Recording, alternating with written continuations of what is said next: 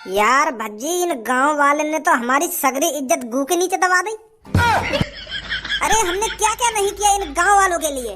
इन गांव वालों को खुशी देने के लिए हम अपनी जान की भी परवाह नहीं करते थे, यूं ही खाई में कूद जाया करते थे इनके लिए। पर इन्होंने हमारे बारे में नेक भी नहीं सोचा। हम खामखा अपनी ऐसी तैसी मराते रहे इनके पीछे। अरे इतनी सालों से हम गांव वालों की मदद करते आ रही हैं, पर इन्होंने हमारी गांव पे लात मार दी। वोट हमें देने के अलावा वो छपरिया वोट दे रही हूँ। अरे मैं तो आज तक सोचता आ रहा था कि गांव वाले भज्जी को पसंद करते हैं सबसे ज्यादा, भज्जी को। भज्जी इनका फरिश्ता है, भज्जी इनका हीरो है। पर आज वही हीरो लोगों के सामने जीरो बन गया। मुझे बिल्कुल भी यकीन नहीं हो रहा है अपनी आंखों पर कि गांव वाले दारू पीने के लिए अपने गांव के हीरो, अपने गांव के फरिश्ते को अकेला छोड़ देंगे। बहुत गलत किया है भज्जी तेरे साथ गांव वालों ने। काय को गर्रा रहा है तो ना, काय को आग बबूला है रो, शांत रहे। मैं भी तो सोच रहा हूँ कुछ ऐसा गर्मी दिखाने तो मैं गांव का सरपंच न बनने वाला, समझो। दिमाग से काम लेना पड़ेगा हमें, दिमाग से। अरे क्या हो गया जो छपरी ने गांव वाले बहला लिए हैं दारू के चक्कर में। अब हम भी कुछ अलग सोचेंगे, हम भी टट्टी वट्टी न बनवाएंगे इनके लिए, कुछ अलग लाएंगे जो मोगू वोट देने को। पर अब तू करेगा का सगरे गांव वाले ने तो छपरी लेगा अपने पीछे भगा के दारू पियाने को। करिए अपनी सरपंच का प्रचार गांव में, कोई मिलो तो ना मिलो जो तुझको वोट दे सके। क्या बस यहाँ पे मोहटा के गया और मोहटा के घर पे आ गो।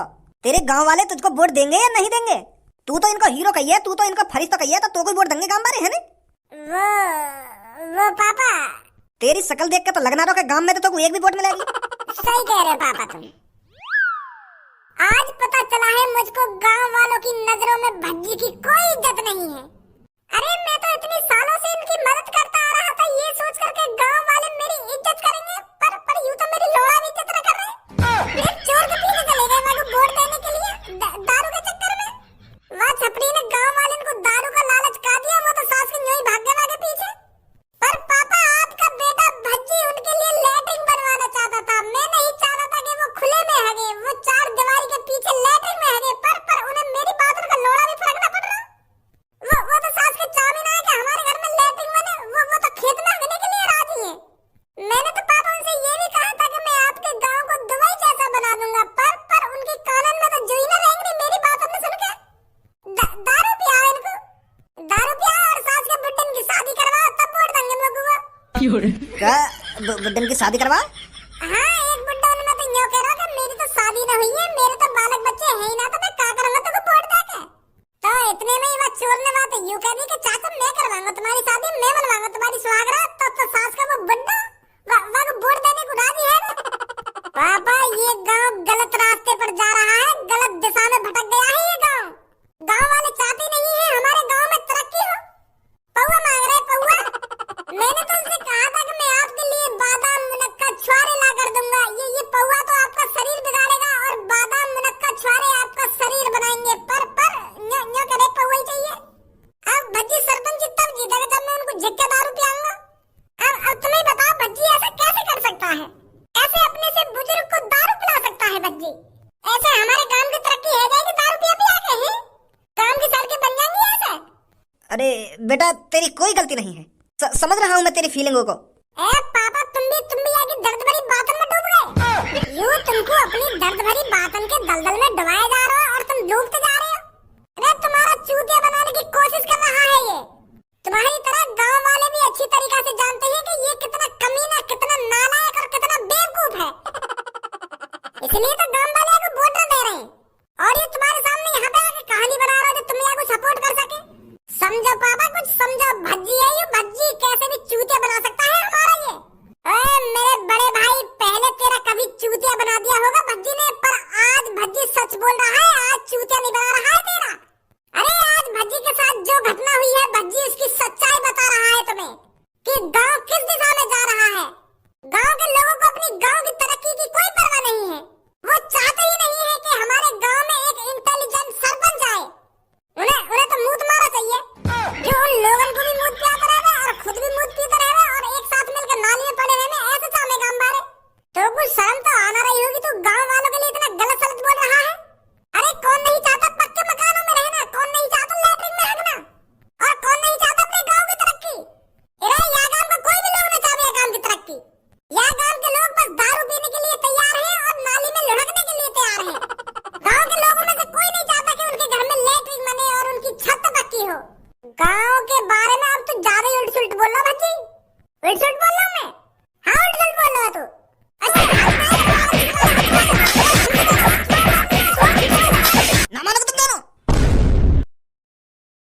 शर्म तो आना रही होगी तुमको एक दूसरे से लड़ने में। मेरी नजरों के सामने से निकल जाओ, कहीं मैं तुम्हारी हड्डी पसली तोड़ दूं। लगा जल्दी यहाँ से। आजा धनुआ।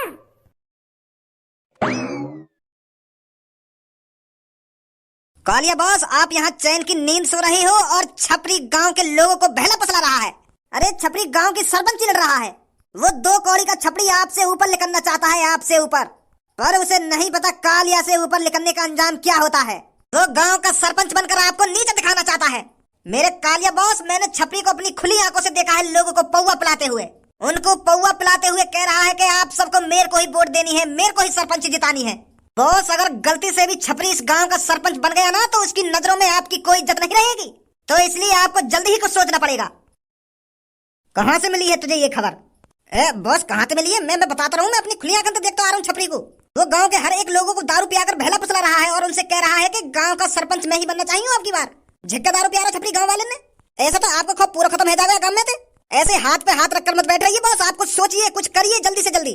गांव वालों की इतनी हिम्मत जो छपरी को वोट देंगे, छपरी को सरपंच बनाएंगे। अरे इस गांव में कालिया से ऊपर ना कोई सरपंच है ना कोई प्रधानी है। इस गांव में जो भी कुछ है कालिया है, सिर्फ कालिया। इस गांव में कालिया के अलावा ना कोई अपनी चला सकता है और ना ही आगे कभी चला पाएगा। मैं देखता हूँ गांव वाले कैसे छपरी को वोट देंगे। बंदूक निकाल जल्दी, कल सुबह मैं देखता हूँ कौन सा छपरी के साथ है। अब बताइए गांव वालों, आपको छपरी जैसा सरपंच मिल सकता है जो आपको खुल के दारू पिला रहा हो और दारू के साथ चखना ला रहा हो? ऐसा सरपंच आपको मिल सकता है क्या?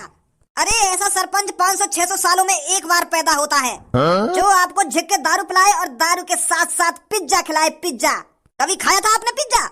बेटा हमने खाया पिज्जा, पर मजा आ बेटा, मजा आ गया। बड़ा सही बता रहा हूँ। तो जैसा सरपंच या गाँव में आ जाए ना, तो यो मान लो हम बिल्कुल धन्य है, जाएंगे धन्य। कहाँ तुम भज्जी की बातों में आए जा रहे थे? संडास से ज्यादा दारू जरूरी है, दारू। अरे आदमी हक तो कहीं भी सकता है, पर दारू इतनी आसानी से नहीं मिलती है किसी को।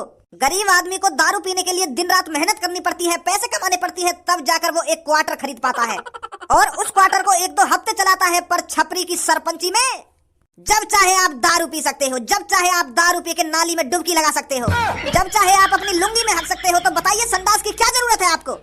हाँ बड़ा बिल्कुल सही बोल रहा तू। हम तो खामखा भज्जी की बात में आए जा रहे, बस लेटरिन बनवाने के लिए वोट दे रहे। पर तेरा हमारी आंखें खोल दें बेटा, आंखें खोल दें। अब तू बिल्कुल भी चिंता मत कर, गांव की सरपंची बस तू ही जीतेगा। तू बस हमें झटका दारू बुलाता रहे और ये दारू के संग जो पिज्जा, हाँ ये चीज खिलाता रहे, सरपंची तू ही जीतेगा।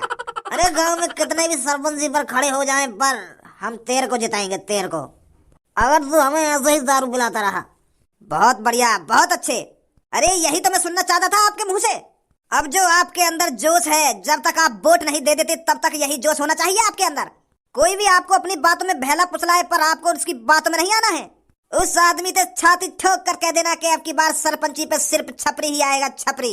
हम ते भी कह दे कुछ छाती ठोक के, क्या कह रहा है?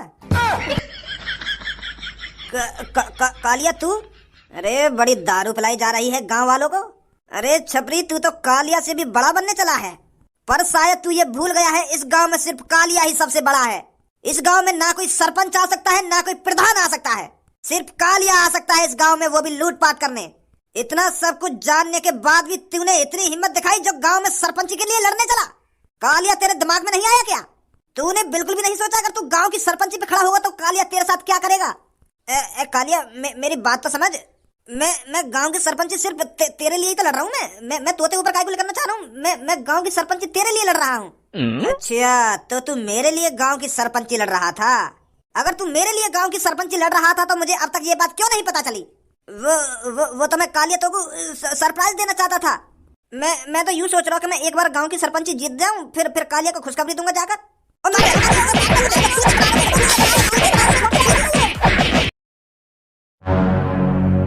सालों मुतेड़ियों, तुम इस छपरी को वोट दोगे? अरे इसने तुमको 2-3 घूंट दारू के पिला दी, तुम तो इसकी वाहवाही करने लगे। अरे तुम सब भूल गए क्या कालिया नाम का भी एक शैतान रहता है इस गांव में, जो चाहे तो किसी को मार भी सकता है और चाहे तो किसी को फाड़ भी सकता है। और तुमने बिना कालिया की इजाजत के छपरी को वोट देने की कोशिश करी। भाई साहब हम क्यों गुस्सा आ रहे हो? तुम दारू पिया दो, तुम खड़े आ जाओ सरपंच पे। अब हम तुम्हें भी दे देंगे वोट। अब तुम दारू पिया दो, हमें तो कोई भी दारू पिया दो, हम तो भाई के साथ। अब हमको तुम दारू पिया दोगे तो तुमको वोट दे देंगे। मैं दारू पियाऊं तो को? हाँ पियानी तो पड़ेगी अगर तुम सरपंच जी पकड़े होंगे तो। ये भैया ने ना पियाई, अगर यू हमको पियाते रहते तो हम यहाँ को वोट दे देते। अच्छा तो जो तुमको दारू पियाएगा तो तुम वागो वोट दोगे? सही पकड़े हो भाई साहब।